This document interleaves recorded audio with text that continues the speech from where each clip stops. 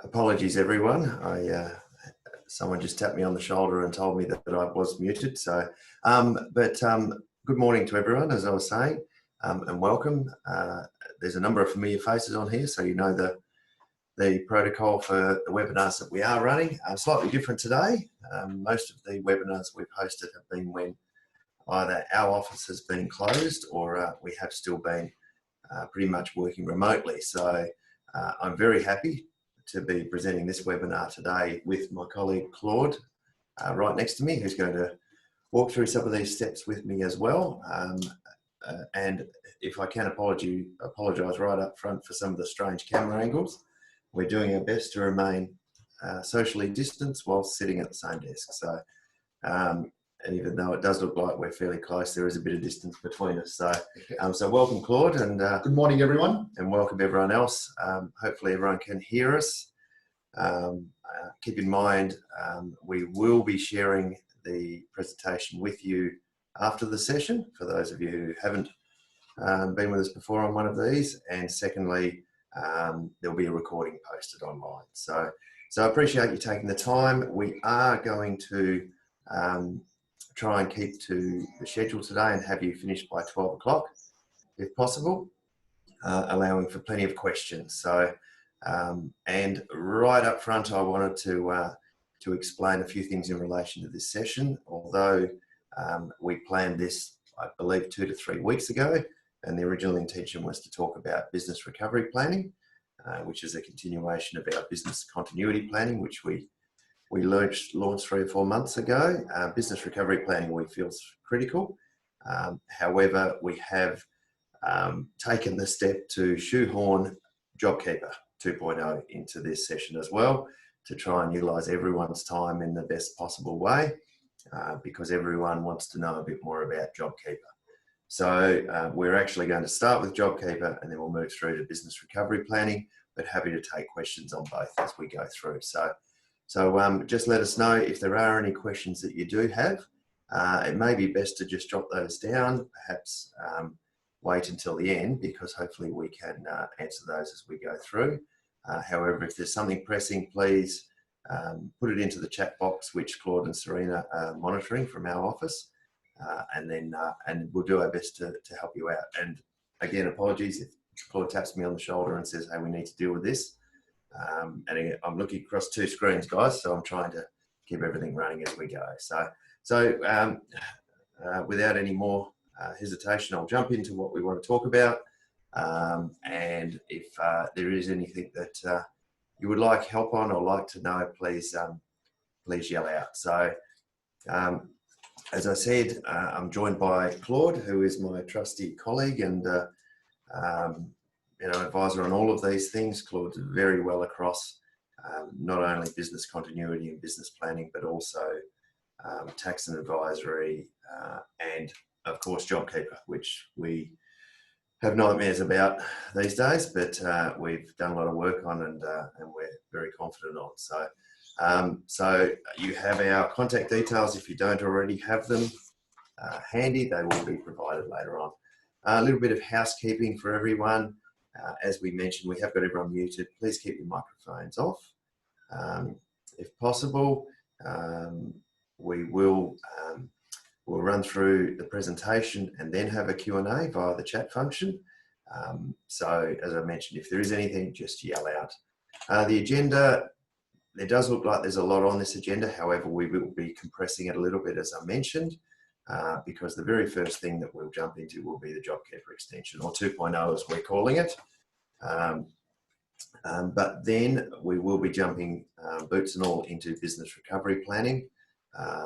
And there are various different areas within this, which I'll run through shortly, but I just wanted to be able to sort of run through the headline items that we'll be chatting about. We'll give you some case studies, some examples, and almost some templates on what you should be considering at the moment.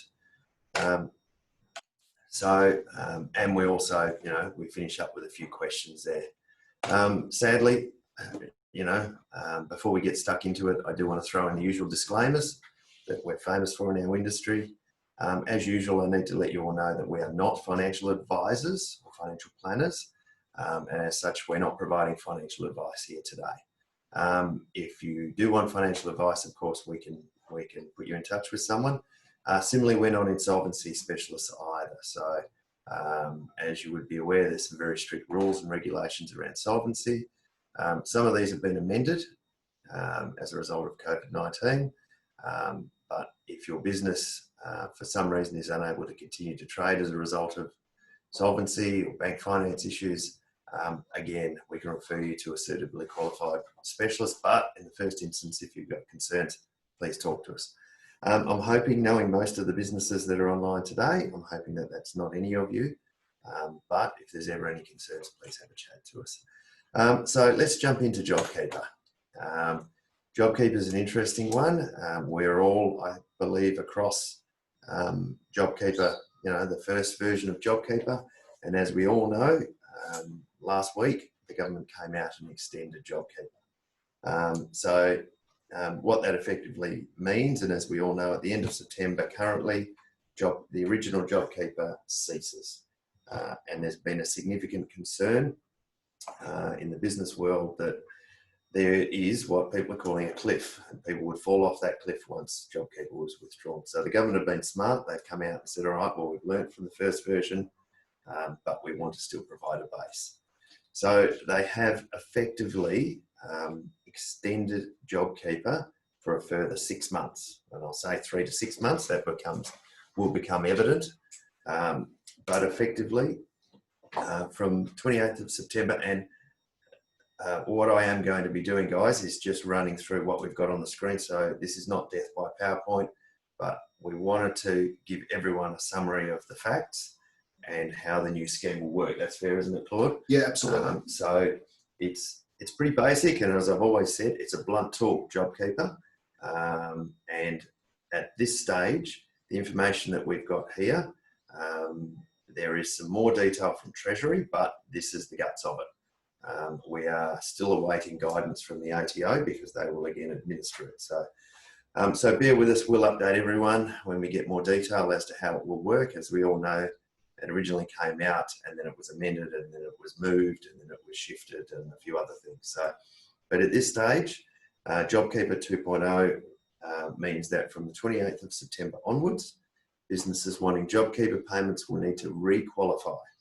Okay, so if you've already qualified for JobKeeper 1, this will be a re-qualification. And in order to re-qualify, you must show a 30% or more decline in actual turnover for the June quarter and the September quarter of 2020. Okay, that takes you through the further 3 months to the end of the year. And then secondly, from the 4th of January 2021, businesses will again need to assess their actual turnover, showing a 30% decline for the not only June and September quarters, but also December. So you can see how the barriers are getting harder as we move forward. As it says down the bottom there, if a business does not qualify for the JobKeeper extension, this does not affect eligibility for payments up to 28th of September 2020. So fortunately, if you qualified in March 2020, and then that is you had a decline of 30% or more in March, but since then your business has taken off, all of these other measures don't impact you. However, you won't qualify for the JobKeeper extension. Okay. Oops, sorry. So we move to the next screen. Effectively, JobKeeper rates as well have changed. So not only have the qualifying periods changed, the 30% is still consistent, but for the first 3-month extension, that being 28th of September 2020 to the 3rd of January 21, the JobKeeper rates will be for employees that work 20 hours or more, they will get $1,200 per fortnight.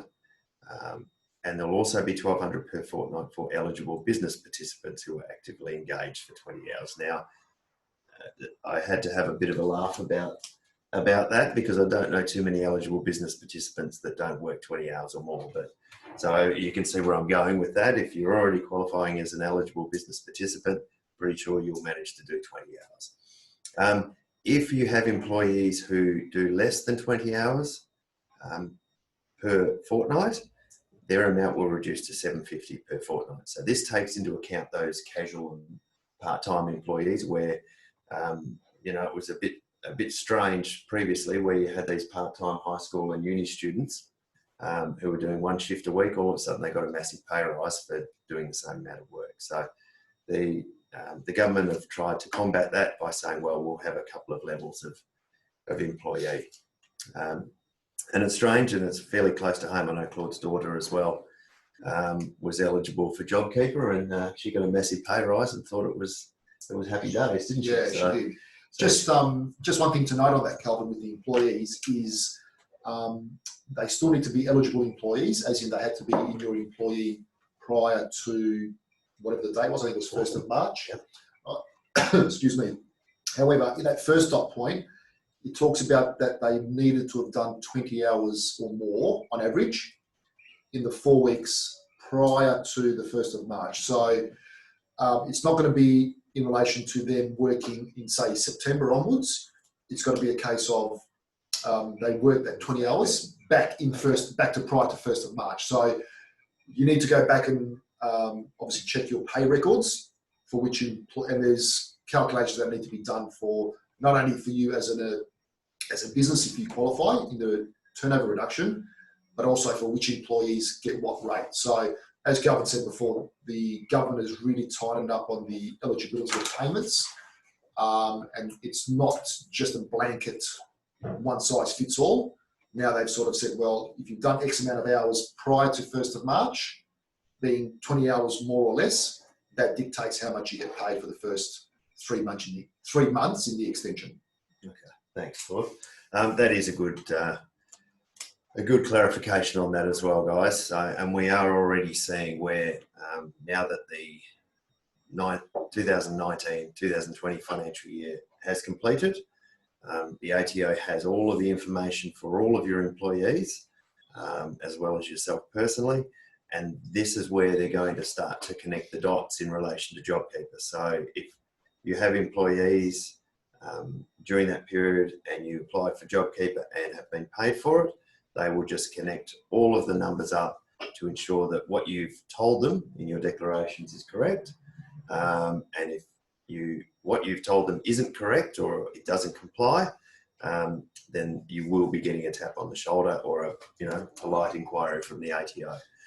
We have also seen where, despite all of the information that we've provided to clients and all of the documentation that needs to be completed, there are still employers out there that have said, yes, I'm employing my people for this period. Yes, I paid them $1,500 per fortnight. So they've received JobKeeper. When we've gone back and had a look at their financial records, they haven't made the requisite payment. So please be aware of what you need to do to be eligible. It is pretty straightforward and pretty basic. However, the fortnights are important. The amounts you pay per fortnight are important. The amounts are exclusive of their gross payment, but they're exclusive of superannuation. So keep that in mind. Nothing's changed in that regard from version 1 of JobKeeper. Further to that, in relation to the extension, so that covers you for the 3 months after current JobKeeper seeks, so from October to December, so the December quarter pretty much. Further to that, from the 4th of January to the 28th of March, there is a further reduction. So not only is there a further qualification, you must still have that 30% decline in the December quarter. That's correct, isn't it? June, September, December. Yep. So you need to then be ticking the boxes on those 3 quarters. If you do qualify, they reduce the amount again down to $1,000 for a pretty much full-time employee and $650 for part-times and casual. So keep that in mind again. And what this all means is by that point in time, you must have qualified for those, or you must have had a decline over those 3 quarters. So this is getting exceedingly or increasingly hard to qualify in the hope that your business is starting to recover. Okay, so please keep that in mind. We've got changes to qualifying criteria and changes to employment eligibility, as well as the amount you will get paid. Okay. The JobKeeper extension as well, businesses will have to nominate the rate they are claiming for each eligible employee. So it will no longer be a blanket how many eligible employees did you have? It'll be how many that worked more than 20 hours, how many that worked less than 20 hours. So again, more information going to the ATO based on what you're currently paying or what you were paying in that period prior to 1st of March. Correct. As per the current rules, the tax office will have a discretion in relation to alternative tests, and we saw how they applied in the original JobKeeper. But just keep in mind that we're seeing the ATO, although they provided the alternative tests, we haven't seen them tested, if that makes sense, in the sense that they're just coming back saying, well, you don't qualify, or, how did you qualify? We don't agree. We're not seeing the outcomes just yet. It's early days. Payments will continue to be made in arrears. So again, you must make the payment to these employees and then receive payment from the ATO.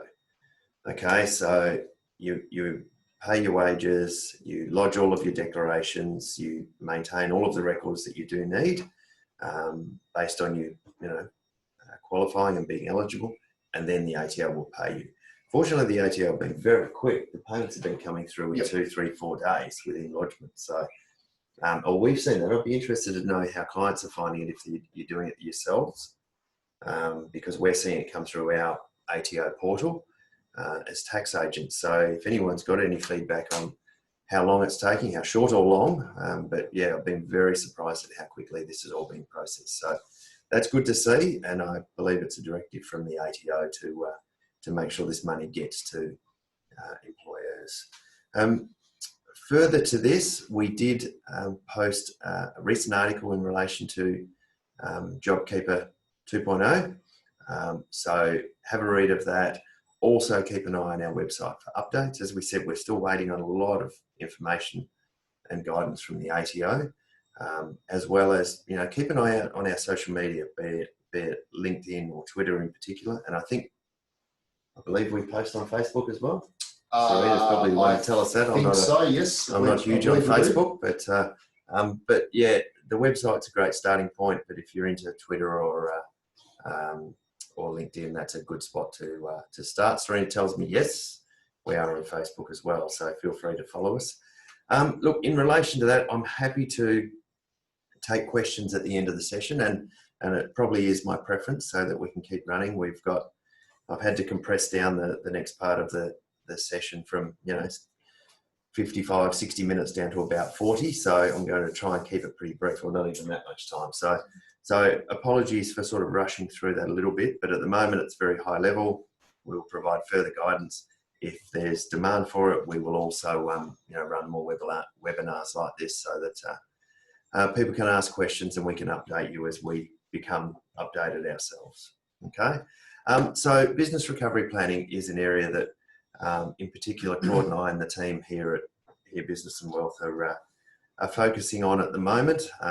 There's a number of you on the call who worked with us 3 to 4 months ago on business continuity, and that was really mission critical stuff. That was to get us through an absolute upheaval within our industry and our lifestyle and our business world.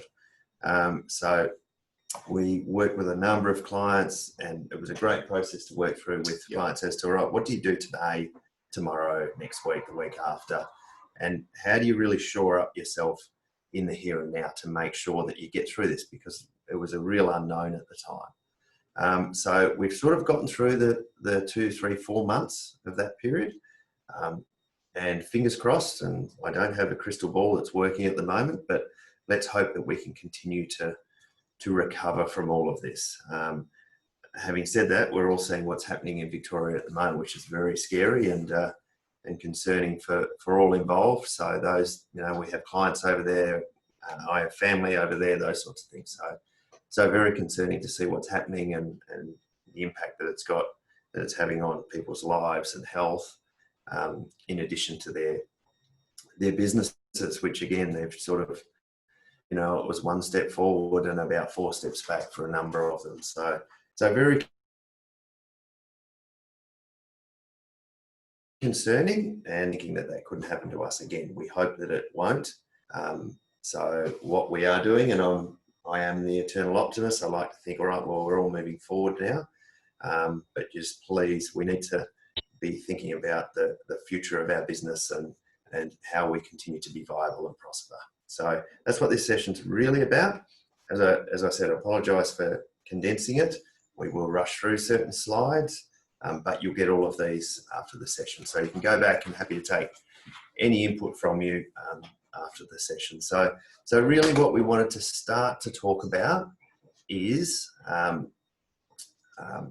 basically closing the disconnect. And you know, what I want to do is talk about at this time is to share some thoughts about how we can all stay a bit better connected. Okay, so I'm not talking about how we stay better connected with technology and things like webinars and online meetings, although they are important. We found them vital to operating over the last few months. But we're coming from the perspective of how we work together more effectively now and in the future, where your expertise can be combined with ours and others to create outcomes that wouldn't be possible by just working alone. And I think one of the issues is this isolation. Even though we're not in isolation, a lot of business people are still isolated. Okay, so we need to think outside the box on that and connect with people. That's why we say close this disconnect. In our view, it's never been more important to create and connect with a team of people who can help you. People like your bankers, your legal and HR advisors and professionals, accountants and bookkeepers, so that together you can come up with a far better plan rather than being reliant just upon yourself, which, you know, it's obvious that it's very limited if it's just your view of the world. So please make an effort to connect with these various people within your network. At Here Business and Wealth, our core purpose is to help you manage and grow your business and your wealth. Okay, that's why we run these webinars. This should be, for some of you, just the beginning of how we can work together. For others who do work very closely with us, you'll know we jump on a Zoom call. We'll, you know, if it's not a face-to-face, and we've got people sitting in the country at the moment, and you know, outside of WA, well, you know, we're more than happy to work with you and in whatever way works for your business. And I recommend you do the same with your bankers and other people. Lawyers, you know, most people are critical of lawyers, but they serve a purpose.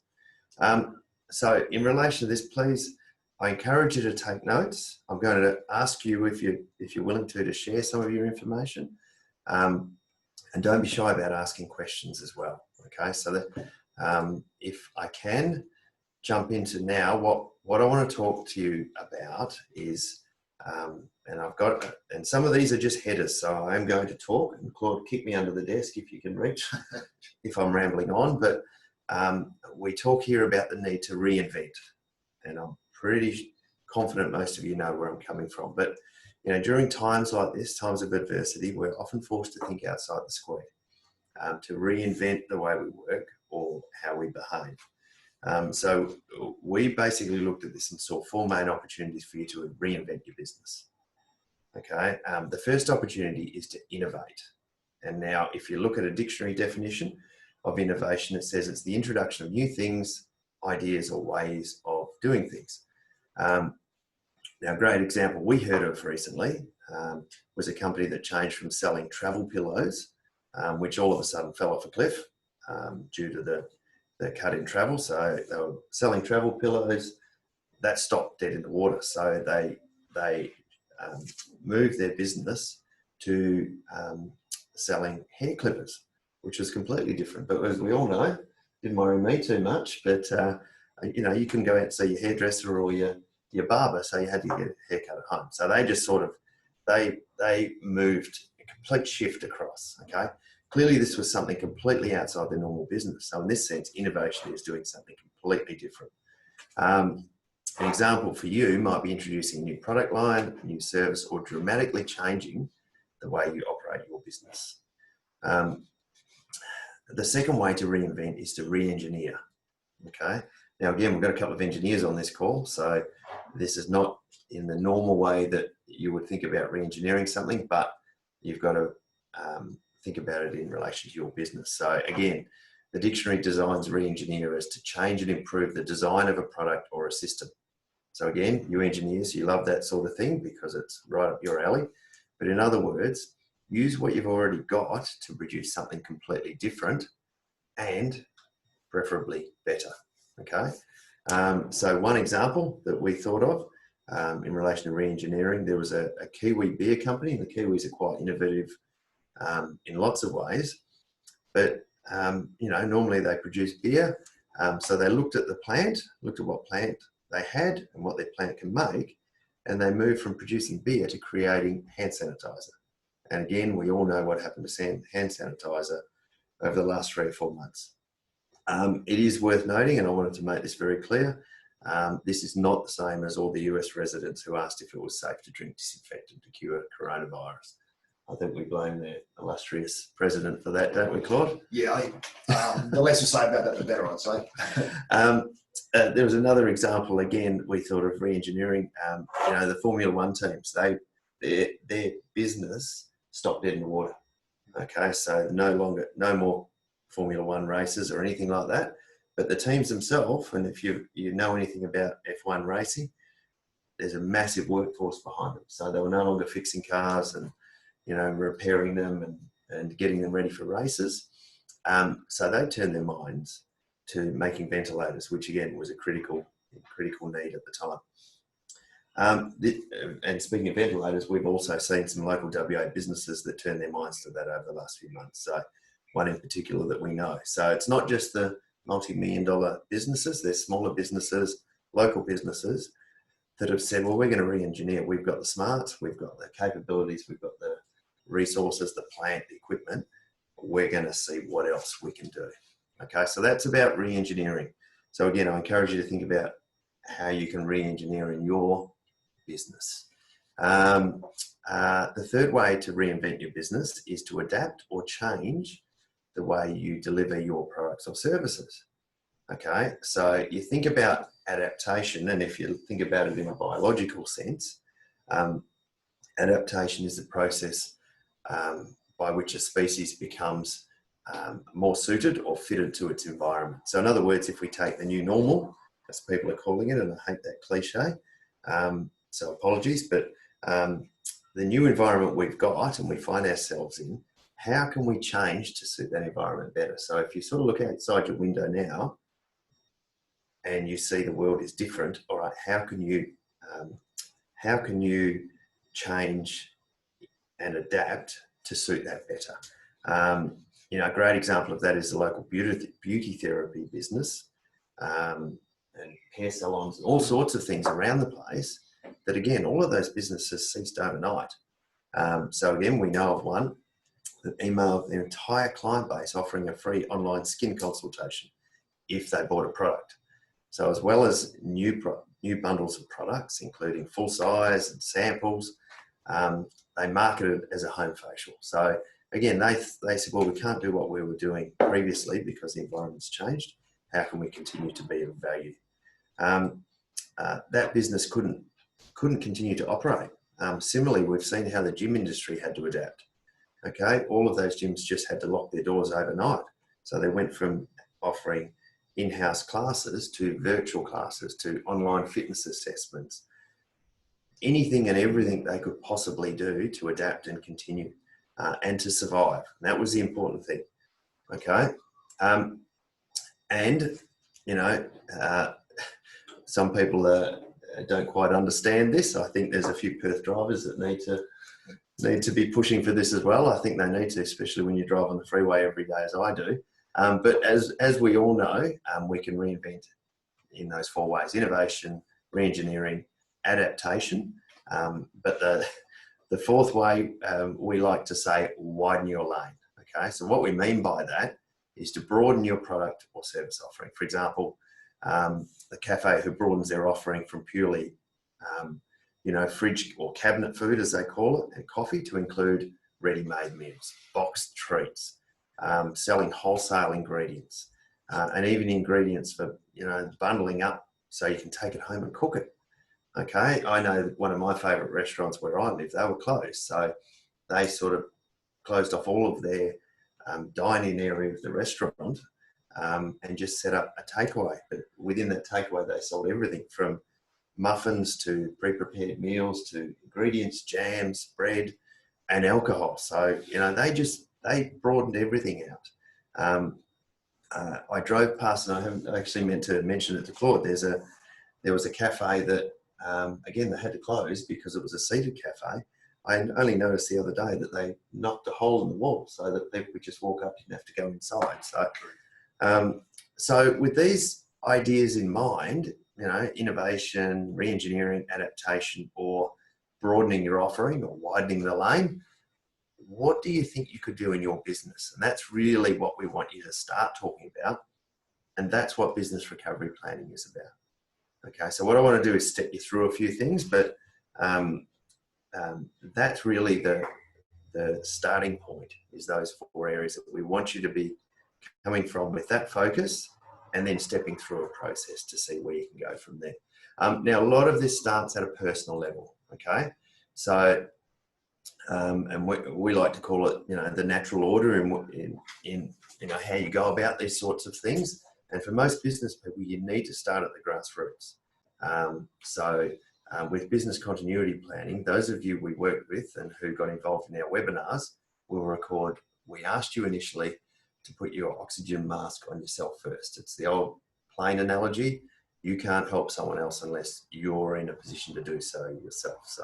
So you need to look after yourself, number one. Okay, so business recovery planning is no different. Remember that the business is there to serve you, not the other way around, which a lot of people in business forget. You shouldn't be a slave to your business, so it has to serve you. So step one is to put your shareholder or owner hat on and define what you need to get from your business. Can you make savings in your personal spending to reduce the cash flow strain on your business? You've probably already done it. Okay, most people have done that, but things are changing. Okay, so will those savings continue? So it is critically important to look at your personal budget and update it. And this is best done using a template so you don't miss any expenses. You don't have to be doing this at a high level. Okay, so an easy way to do it is to simply look at your bank statements and see what you typically spend in a month. There's a rider on that. Over the last 3 to 4 months, most people's spending was different. Their dining out at restaurants declined. Their online orders of alcohol went through the roof, or online shopping or whatever. So the last 3 to 4 months may not be representative of your long-term spending. So keep that in mind as well. But just keep it in mind as to what you are going to spend, what you need to spend at a personal level. Once you've done your personal budget, you can build up your revised business budget. Okay, so again, a lot of this is derived from what you need personally, what your personal expenses are. Many of you have already done a business budget for the year. However, this is likely to change significantly now, because not only has the business environment changed, but even with the onset of or the extension of JobKeeper, that could change for you again. So we even saw where we did some cash flows very early this year when everything was looking very dire, and then all of a sudden JobKeeper popped up. So we had to grab those cash flows and drop JobKeeper in there. And we had to revise it based on employees and how much you're getting. So this will change again potentially, or critically on the other side, if you're not going to continue to qualify for JobKeeper, you need to be aware of that, okay? And we recommend what we call a bottom-up process, where you start with an increase in cash that you need to achieve for the year. So it's important to start here, as many businesses have found that they didn't have the war chest that we always referred to when they went into lockdown. Okay, so again, those of you who we've been working with for the last few months, you'll recall we said you need to build this war chest, because the problem was a lot of businesses that unfortunately are no longer with us didn't have any form of war chest. So even being closed for a week, let alone 3 months, couldn't survive. So they've gone from small to very large businesses around the place have just said, well, we're gone. We cannot survive anymore. So that's now what we need to focus on. Now, in relation to this, this process is not designed to be a technical account speak version of what you do. We just want to show you how you take control back by going through a high-level, step-by-step process. And normally I'd go through these in a bit more detail, but what I am going to do is just put up on the screen the key areas that you need to be considering in relation to your developing your business budget. Okay, so I'm happy to go back to any of these if necessary and explain them, but some of these are quite obvious. Others, need a little bit more detail. But it's all of these areas within your business that you need to be focusing on right now. Some of them are factors of the inputs that you talk about elsewhere. Okay, but you need to be considering these to ensure that you're targeting and forecasting at the right level. Okay, so in relation to all of these, you need to complete a detailed forecast on a month-by-month basis. So you have a basis on which to track your process. Okay, so it is very important. I'll leave those there for a second so you can just don't need to note them down, but just read through and make sure you understand what they all mean. We can come back to it if necessary. Otherwise, we'll show you why they're critical in a little while. What to measure and how is very important. So as I said then, those key factors are critical to your business. And so this is where having real-time digital reports of your numbers is so important. Okay, so for example, if you identified your sales for the year needed to be $500,000, that's roughly $10,500 per week if you're open for 48 weeks of the year. Okay, so that's just simple maths.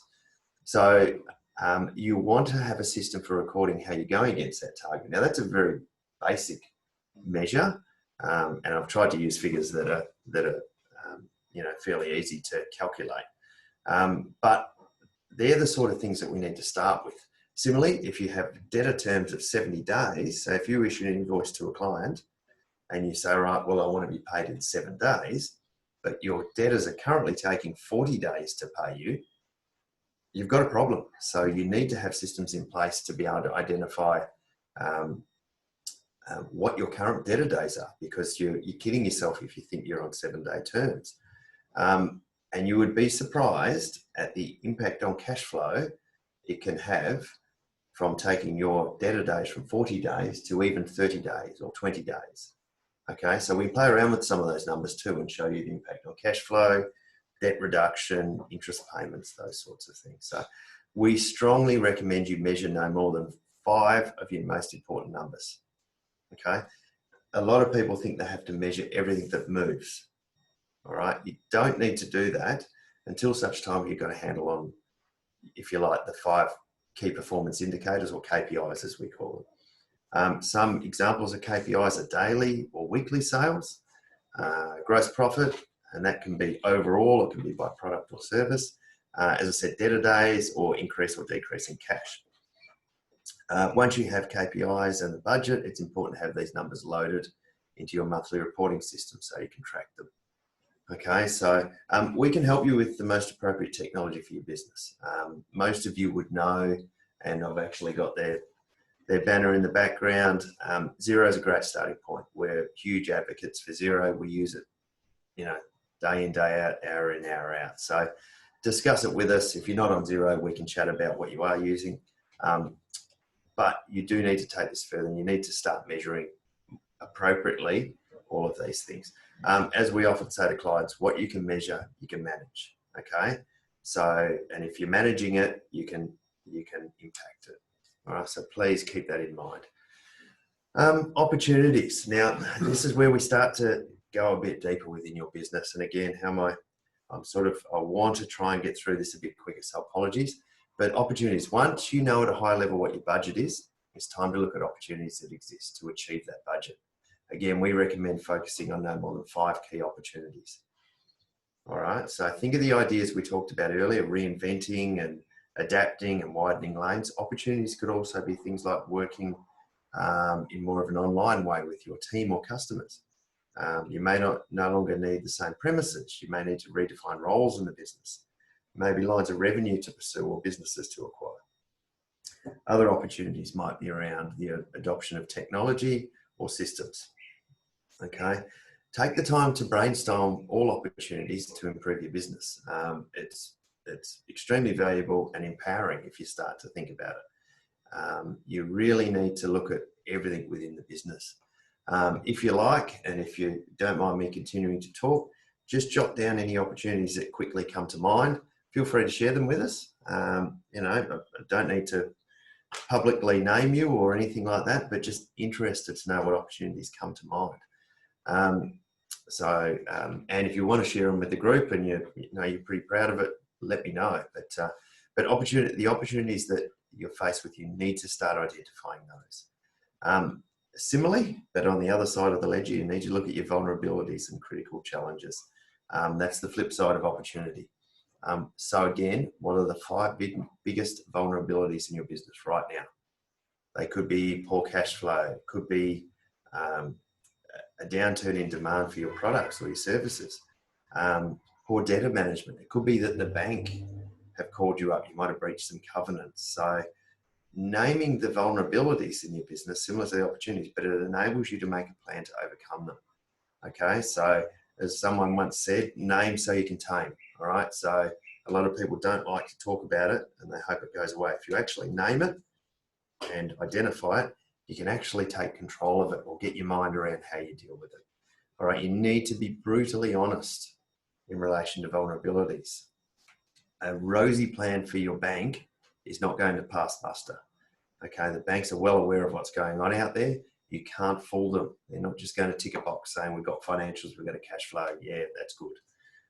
Once you've identified the 5 biggest opportunities and 5 vulnerabilities, you then need to look at your most critical challenges. But I wouldn't be, again, water that down. Only choose 2 or 3 of them. These might be things like whether or not sell or liquidate part of the business, establishing new sales platforms, obtaining new finance, even if it's for the short term. So start to think about your vulnerabilities and your challenges. You have to start to put this down. Now, what we've got up here is what we use to do an analysis of all the risk in your business, a risk register, to have a look at how critical they are, how important they are to your business, if you like. Now, they do fall into 10 categories. Again, I'm not going to run through each one of these. We are a bit short of time, but I'll just put them up without giving you a detailed description of each. But these are the areas, you need to be looking at in relation to risk, and give them a rating. Very important you look at this. Now, goals and actions. Once you've identified risks, you need to pull everything together, okay, into a cohesive plan with goals, actions, and responsibilities. Your business recovery plan is much more detailed than a simple business plan, so don't mix the two. You do need to get right down into the detail for each department. Goals need to be SMART, and all actions need to be assigned to someone. Okay, accountability and responsibility are critical here. These goals and actions should also be updated regularly through a regular review process. At least at the moment, I'd be recommending you do this monthly, and then move out to 3 monthly, 6 monthly, that sort of thing. But then you need to pull everything together as a complete package. Okay, so normally I would take a closer look at how we do that. Again, I'm going to run through a few of these slides shortly, and you'll see the flavour of what we talk about and what Claude and I have been doing. But depending on your circumstances, your package should include, as we said, personal budget, your risk register, your business recovery plan, and there's a forecast, as well as an org chart if you have a team of people, and if you're applying for finance, a finance application, because there's no point doing all this if you're not going to set it up to send it to a bank if that's what you need. You may not need to do all of this work at the same time as well, so don't think we're lumping all of this on you to do tomorrow or over the weekend. For example, if you have sufficient cash flow, you don't need to apply for finance. Likewise, if you don't have a team, don't do the org chart. But some of the other things are critical, no matter what size of business. What is important is you establish what is right for you and what combination of these you need and who will do them as well. Okay.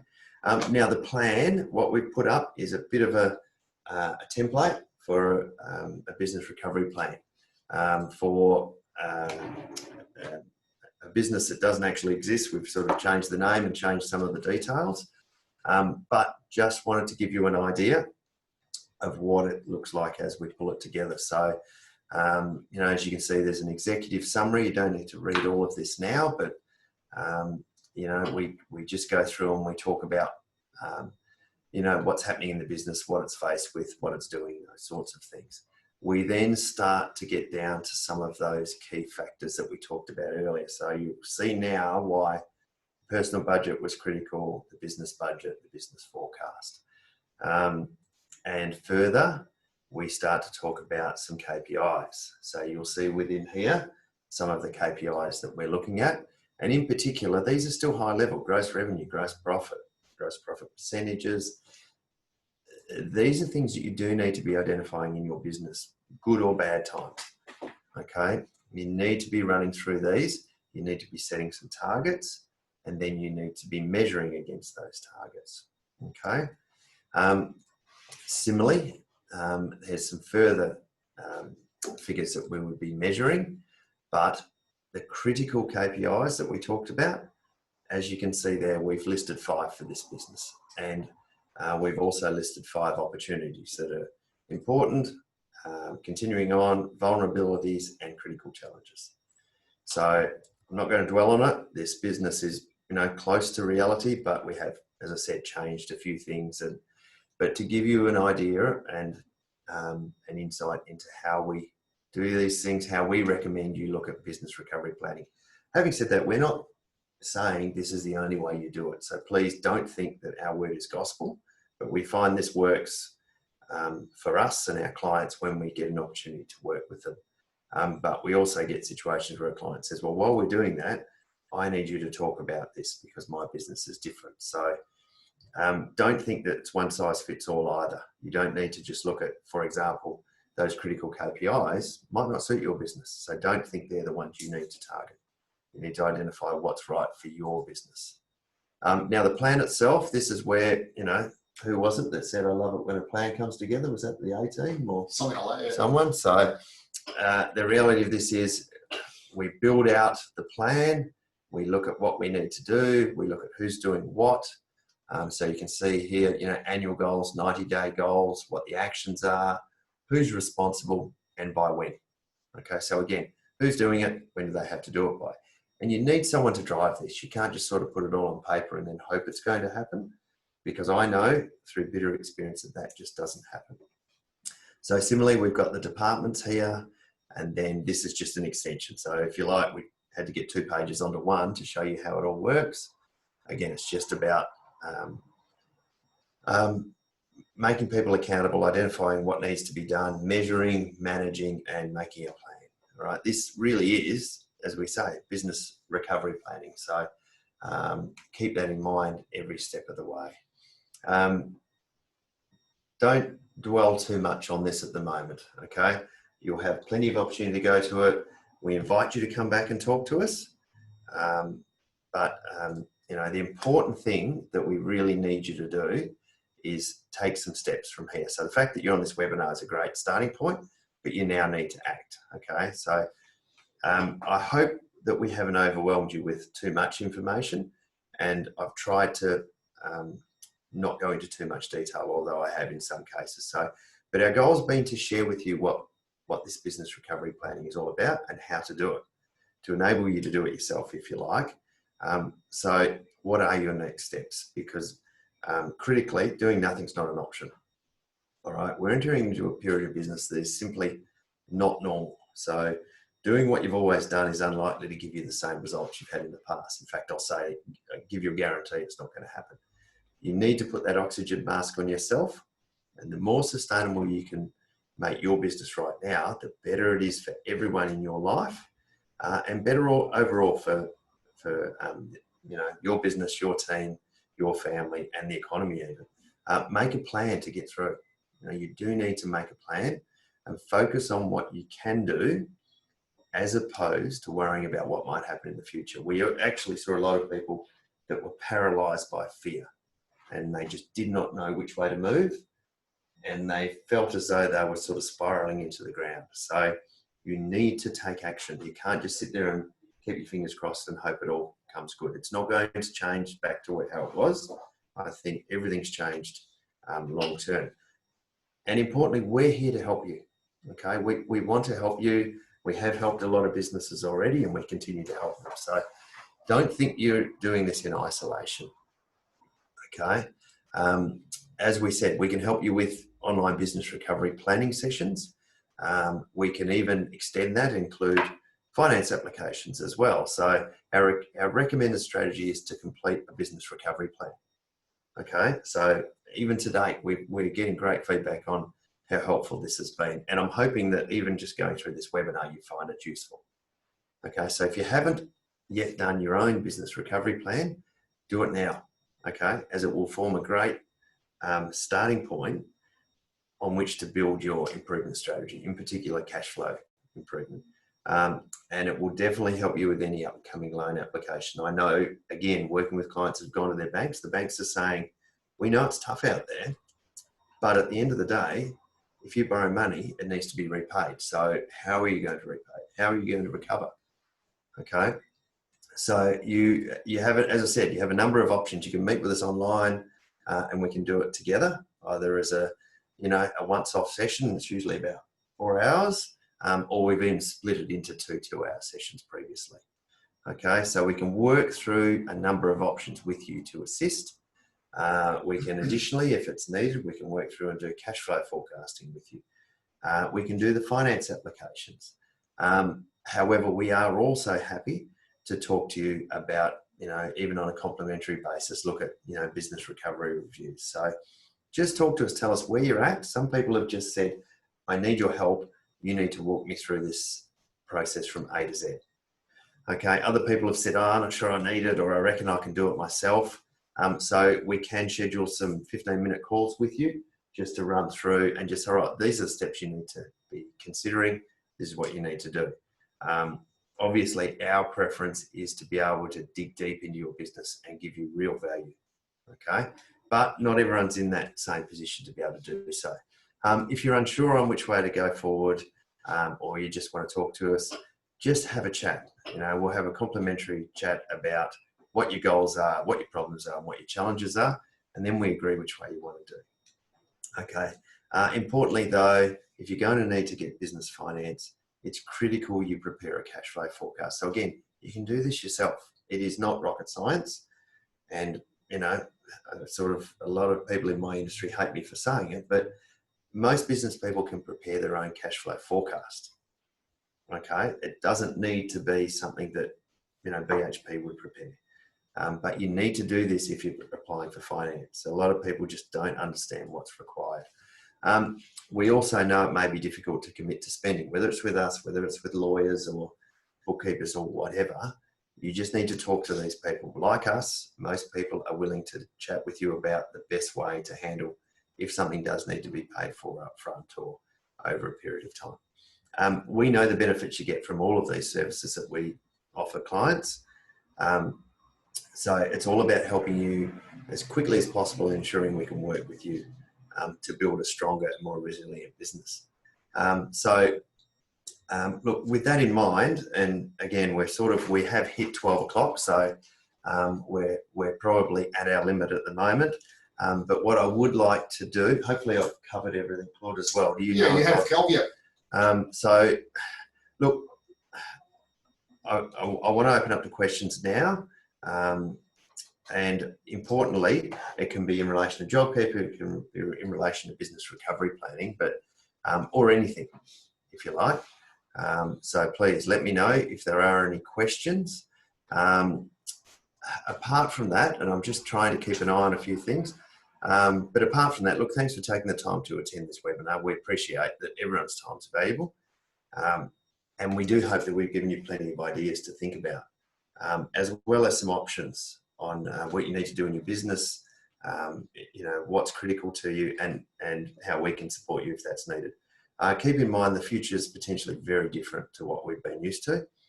So we need to start thinking and doing differently if we want to survive. Doing the same as we've always done, it's not an option in my opinion, and Claude agrees. I know we've discussed it at length here. So you do need to make a simple plan. Commit to at least 3 actions you will take as a result of being here. And I'd love to hear what those 3 things are. Write them down, allocate responsibilities, so give them an owner and a completion date. This is a very worrying time for a lot of people. So you don't need to worry alone. There's a ton of support out there, and there's more to come. We're looking to ramp up what we can do for businesses as well. Sessions like this, providing you with information on our website, those sorts of things. Look, it's quite, the timing was coincidental, and I'm not sure who can see it, but I've got in my hand a report, which I'm happy if you're interested, I can share with everyone. But it's entitled "Rebuilding Australia: The Role of Small Business." Now, this was co-authored by Xero, her good friends at Xero, who have a lot of information on small business via the app and their platform.